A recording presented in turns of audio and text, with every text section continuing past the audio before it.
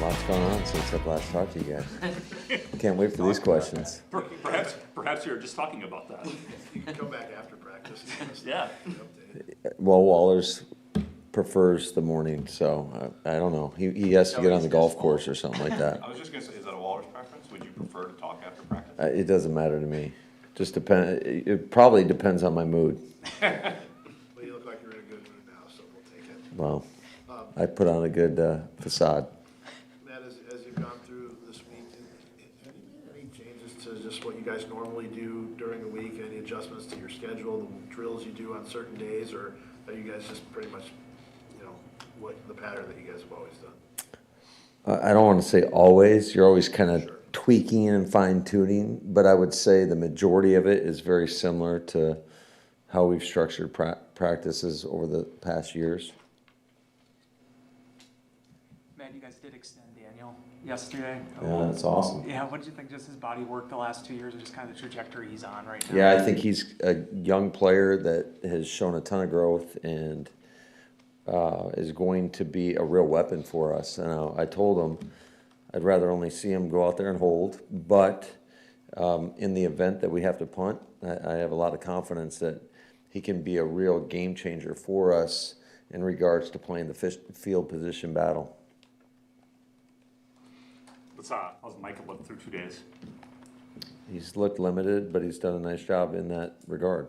Okay, as far as the explosive, I mean, you've obviously seen him on tape when he's hit his stride. Sure. Has he shown you some of that in that limited capacity? Yeah, absolutely. I mean, he's a freak, so that certainly it stands out when he's out there. Matt, obviously there's always unknowns in week one, a lot of unscouted stuff, but obviously Dan's been the head of that program for a long time now. When you're putting together your game plan, even though it's a new coordinator, they have a play style as far as to the whistle. Sure. They're pretty physical and, let's say, kind of handsy on the back end. How much are you as a play caller / game planner leaning into stuff early, with like your openers, to try and get a feel for how they intend to play?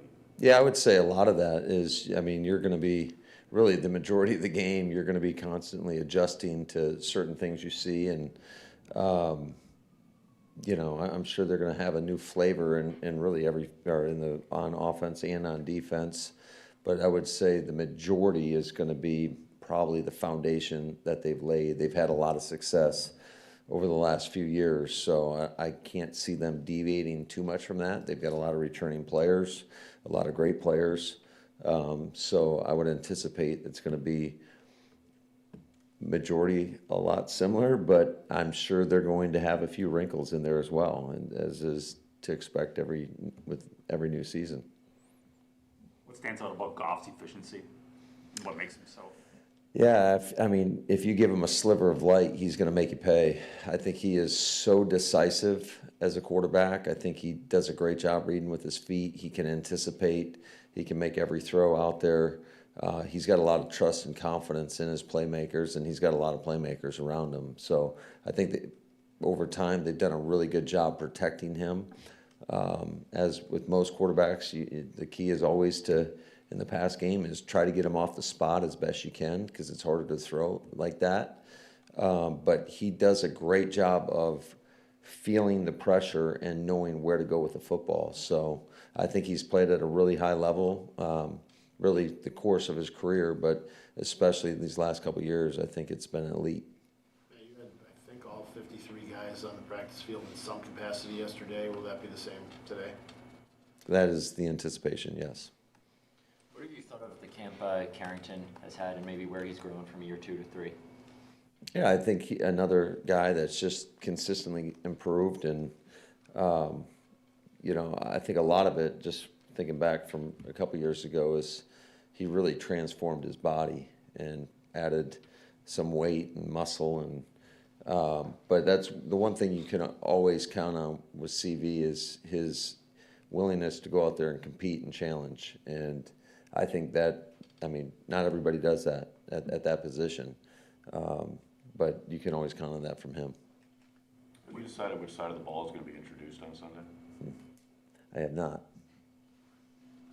With Wicks and Reed missing so much time during camp, obviously Reed the other day too, are they back in a pretty good group as far as chemistry-wise goes with the passing game?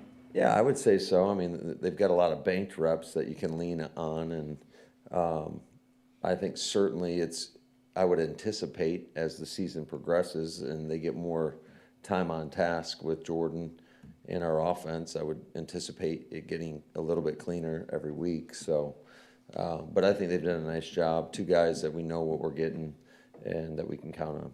Now, what's most impressed you about Nate Hobbs and how he's been able to ramp up his recovery, where he can go from not practicing to limited to almost a full go?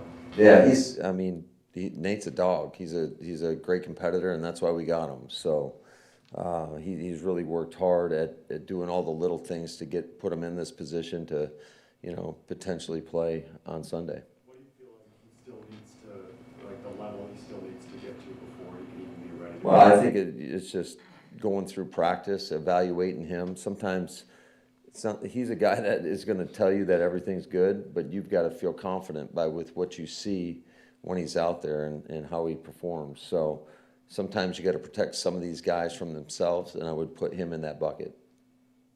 Matt, what did you like about Musgrave and how he just performed in camp and just how he was getting a good rhythm with the offense? Yeah, I think he's always. I think we've always seen the talent from him, and unfortunately, he's been limited a little bit over the course of his career with some injuries. But I think just his knowledge of our system, the expectations of what he's got to go out there and do, and just watching him grow in that facet and go out and play aggressively and play fast. I think he's done a really good job of one thing we've always talked about with him in regards to attacking the football is just being aggressive with his hands. And I think he's done that, and he's made a lot of great catches throughout the course of training camp. So I'm really excited for Luke to see where he goes this season. It was good. Thanks.